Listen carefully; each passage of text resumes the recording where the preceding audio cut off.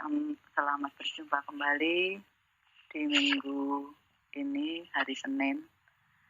Di awal minggu ini kita akan mempelajari tema 4, yaitu sehat itu penting, dan subtema 2, gangguan kesehatan pada organ peredaran darah. Tujuan pembelajaran kita di subtema 2 ini adalah yang pertama, kalian diharapkan mampu menentukan isi dan amanat pantun. Berikutnya yang kedua, kalian diharapkan mampu memberi contoh pantun serta menceritakan isi dan amanat pantun. Yang ketiga, kalian diharapkan mampu menjelaskan gangguan kesehatan pada peredaran darah. Yang keempat, kalian diharapkan mampu menjelaskan gangguan kesehatan pada darah. Akan jelaskan tentang pantun, ya. Kalian kemarin Mem sudah suruh untuk mempelajari tentang pantun. Sekarang Mem mau ulang apa itu pantun. Ya, pantun itu merupakan seni merangkai kata yang digunakan untuk mengungkapkan perasaan atau suatu maksud. Ya, pantun itu mempunyai ciri-ciri seperti berikut. Yang pertama, pantun itu satu bait terdiri dari 4 baris. Yang kedua, baris pertama dan baris kedua pantun disebut sampiran. Baris ketiga dan keempat disebut isi. Ciri yang keempat, pantun bersajak AB-AB. Tiap baris pantun terdiri dari 8 sampai 12 suku kata. Sekarang tentang jenis pantun menurut isinya. Yang pertama, pantun nasihat. Pantun yang isinya menasehati, ya, seperti oleh orang tua, ya, yang menasehati itu guru, kemudian pendeta atau pastor atau ulama yang lain. Kemudian pantun jenaka, pantun yang lucu, yang sifatnya menghibur. Kemudian yang ketiga, pantun teka-teki, pantun yang dibuat untuk mengajukan suatu pertanyaan. Kenapa orang itu berpantun? Ya, supaya yang dinasehati itu tidak tersinggung, tidak sakit hati atau marah. Ya. Pantun itu merupakan suatu karya sastra. Karya sastra itu biasanya menggunakan kata-kata yang bagus, yang indah, bukan kata-kata yang digunakan dalam percakapan sehari-hari. Berikut ini Mem akan berikan contoh pantun nasihat. Contohnya seperti ini. Anak kecil bermain batu. Batu dilempar masuk ke kali. Belajar harus tak kenal waktu dan tidak memandang umur. Kemudian pantun jenaka. Si Mamang beli senjata, senjata buat nembak si Poltak. Kau memang cantik jelita, sayang ketawamu mirip kuntilanak. Contoh pantun teka-teki. Jika Tuan pandai cerana melihat bintang di malam hari.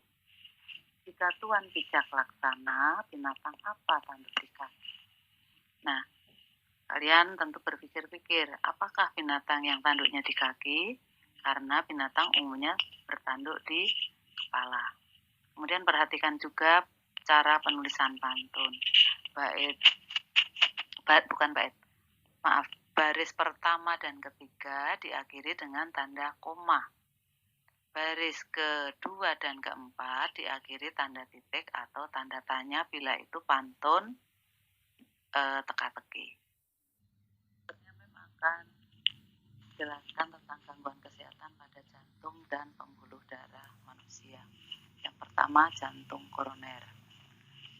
Penderita jantung koroner itu mengalami sumbatan di pembuluh darah oleh lemak dan zat kapur.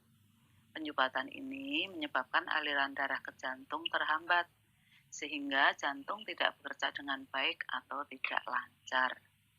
Ya, gejala dari penyakit jantung koroner itu sesak nafas, nyeri di dada, dan cepat lelah. Berikutnya penyakit jantung yang kedua adalah penyakit pada pembuluh darah yang kedua adalah hipertensi dan hipotensi. Hipertensi secara umum itu dikatakan sebagai penyakit darting, ya, tekanan darah tinggi, ya, karena tekanan darah di pembuluh darah arteri itu mengalami peningkatan. Secara normal tekanan darah manusia itu 120/80 mmHg. Apa artinya? Angka 120 itu artinya tekanan darah saat jantung kontraksi. Sedangkan 80 artinya tekanan darah saat jantung relaksasi. Penderita hipertensi, tekanan darahnya lebih dari 120/80 mmHg. Ya, karena kalau 120/80 tadi adalah yang normal, berarti yang darah tinggi ini di atas 120/80. Apa penyebab penyakit darah tinggi atau hipertensi? Yang pertama itu karena faktor usia yang sudah semakin lanjut. Berikutnya adalah gaya hidup yang tidak sehat, makan makanan junk food, ya, yang kebanyakan itu asin, ya, sehingga terjadi penumpukan garam di dalam darah kita. Kemudian juga orangnya malas, kurang olahraga, dan juga orangnya itu stres. Ya, itu hal-hal yang menyebabkan orang menderita hipertensi atau darah tinggi. Lalu bagaimana cara mengatasi bila orang sudah mengalami sakit hipertensi? Yang pertama tentu karena tadi itu yang bisa diatasi dari gaya hidup makannya. Jadi makannya jangan yang enak-enak saja, tetapi makan makanan yang sehat dan bergizi seimbang. Ya, jadi bervariasi. Ada sayur, lauk pauk, ya, dan setiap hari sayurannya itu berganti-ganti. Kemudian kurangi konsumsi garam. Ya, jangan terlalu asin kalau masak, itu untuk penderita hipertensi. Kemudian juga olahraga, ya, olahraga itu bisa menurunkan tekanan darah. Kemudian juga cukup tidur, ya, begadang atau tidur malam itu tidak baik. Kemudian hindari stres. Sekarang penyakit yang lain yaitu hipotensi. Kalau hipertensi itu tekanan darahnya tinggi, kalau hipotensi itu sebaliknya, tekanan darah rendah. Ya. Tekanan darah di pembuluh arteri menurun, yaitu 90/60 mmHg. Kalau tadi yang normal kan 120/80, ini hanya 90 dan per 60, maka orangnya disebut hipotensi atau tekanan darah rendah. Penyebabnya adalah karena keturunan, bukan keturunan ya, bisa juga sih orang tuanya darah rendah, anaknya mempunyai juga darah rendah. Kemudian faktor umur, ya. Kemudian karena adanya efek samping obat-obatan, karena dia mengalami suatu penyakit, obatnya itu berpengaruh menyebabkan dia menjadi bertekanan darah rendah. Lalu kurang makan atau kurang nutrisi, jadi makannya asal kenyang aja, tidak bervariasi. Gejala dari penyakit tekanan darah rendah itu karena kurang makan, pertama-tama pasti lemes, ya, kunang-kunang, pusing, sakit kepala. Jadi kalau dari duduk mau berdiri berputar-putar gitu kepalanya, terasa gelap gitu, ya, itu tanda-tanda dari penyakit hipotensi. Lalu bagaimana cara mengobati hipotensi? Yaitu dalam makanannya, dalam masakannya itu tambahkan garam. Kalau yang hipertensi kurangi garam, kalau hipotensi tambahkan garam. Kemudian minum yang banyak. Lalu minum dan makan yang manis untuk segera secepatnya menaikkan tekanan darah. Ya. Kemudian ada ramuan tradisional atau herbal. Minum ramuan jahe dan kayu manis, ya diseduh atau direbus, kemudian supaya enak diberi pemanis. Berikutnya sakit varises. Anak-anak mungkin kalian pernah lihat orang dewasa, ya, yang kakinya itu keluar urat-urat berwarna keunguan, ya. Itu yang disebut sakit varises. Ada benjolan-benjolan yang jelek gitu, ya. Nah, biasanya ditutupi dengan menggunakan kaos kaki yang tipis itu atau stocking ya. Kenapa orang bisa mengalami sakit varises? Itu karena terjadi gangguan atau hambatan pada pembuluh darah vena dalam mengalirkan darah. Lalu apa yang dirasakan oleh penderita varises? Yaitu pegel-pegel. Ya, rasanya pegel-pegel, panas, perih, dan lelah di tungkai. Ya, karena ada hambatan dari peredaran darah tadi. Penyebab varises yaitu faktor keturunan, ya, diturunkan dari orang tuanya. Lalu sering berdiri lama. Orang-orang yang pekerjaannya itu berdiri, kemungkinan besar kalau ada keturunan dari orang tuanya akan berpeluang besar juga mengalami varises di kakinya.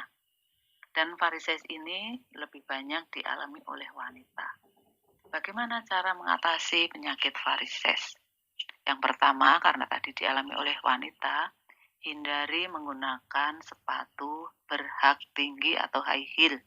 Kemudian usahakan jangan berdiri terlalu lama. Kemudian supaya nyaman, supaya enak, itu kalau sudah sampai di rumah santai, rendam kaki menggunakan air hangat. Boleh juga ditambahkan garam. Berikutnya, gangguan kesehatan pada darah kita. Ya, gangguan ini bukan diturunkan, tapi akibat gaya hidup, pola makan, dan sebagainya. Yang pertama, anemia. Anemia itu penyakit kekurangan sel darah merah.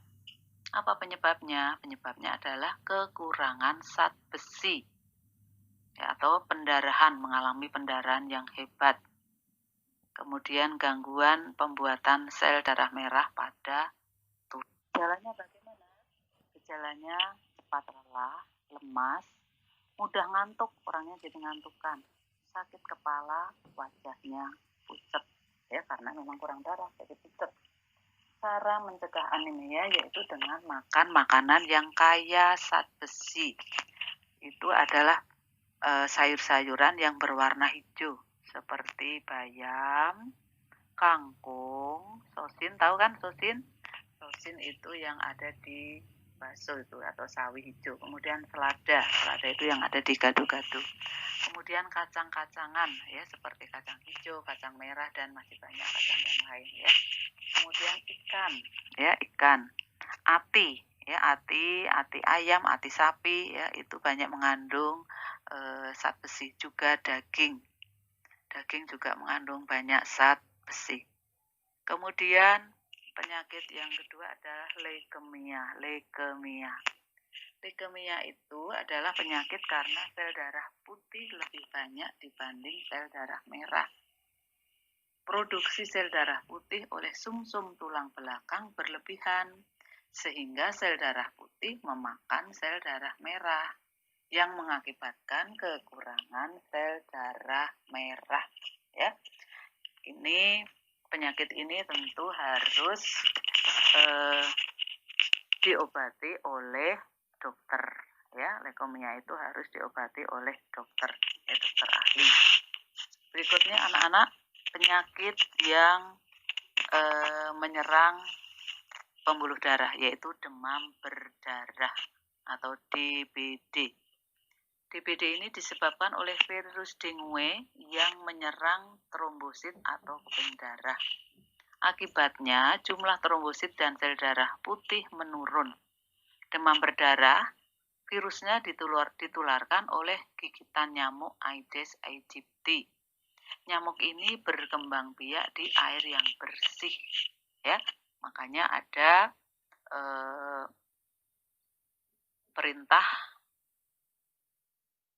atau ajakan supaya air yang bersih itu jangan dibiarkan tetapi dibuang, ya, karena kalau jentik-jentik nyamuk Aedes aegypti ini terkena tanah, dia mati, ya. Jadi dia hanya hidup di air yang bersih. Penderita demam berdarah ini bisa mengalami perdarahan akibat pembuluh darahnya pecah, ya. Lalu bagaimana gejala demam berdarah? Ya, demam berarti gejalanya adalah demam. Karena demamnya tinggi, dia akan menggigil. Kemudian juga mual. Dan di pori-pori kulitnya itu ya bisa ada timbul bintik-bintik merah ya. Jadi makanya disebut demam berdarah. Bagaimana menolong pasien atau kalau kita mengalami demam yang tinggi belum tahu sakit apa? Yang perlu dilakukan adalah minum sebanyak-banyaknya. Ya, pokoknya minum aja air putih yang banyak ya. Pokoknya kalau sakit demam kalian harus banyak minum, apalagi ini sudah diketahui kalau demam berdarah itu harus minum yang banyak. Selanjutnya, langkah selanjutnya harus dibawa ke rumah sakit atau ke dokter terdekat ya untuk memperoleh penanganan dari penyakit demam berdarah ini. Itu adalah 3 penyakit tentang darah dan pembuluh darah yang tidak diturunkan ya, jadi bisa dialami oleh siapa saja. Berikutnya, gangguan kesehatan darah yang diturunkan. Yang pertama, hemofili atau hemofilia. Itu adalah penyakit keturunan yang menyebabkan tubuh kekurangan protein untuk pembekuan darah. Ya, atau disebut juga darah sulit membeku bila dibandingkan orang normal bila terjadi luka. Hemofilia harus ditangani oleh dokter ahli ya supaya tidak berkepanjangan. Berikutnya adalah talasemia. Adalah kelainan darah karena tidak dapat memproduksi hemoglobin. Hemoglobin itu adalah protein pembentuk sel darah merah yang berguna untuk mengikat oksigen dan dialirkan ke seluruh tubuh. Penderita talasemia, sel darah merah tidak berfungsi dengan baik dan mudah rusak. Bagaimana gejala penderita talasemia? Dia mudah lelah, orangnya lemah, sesak nafas. Penderita talasemia juga mudah mengalami anemia atau kurang darah. Demikian anak-anak yang bisa Mem jelaskan tentang pantun dan penyakit darah dan peredaran darah. Nanti tugas selanjutnya akan Mem susulkan di grup. Anak-anak selamat belajar. Kalau belum jelas, ulang lagi dan kemudian nanti rangkumannya disalin supaya lebih jelas. Selamat belajar, kalian tetap jaga kesehatan. Semoga Tuhan Yesus selalu memberkati kita semua. Amin. Selamat sore anak-anak.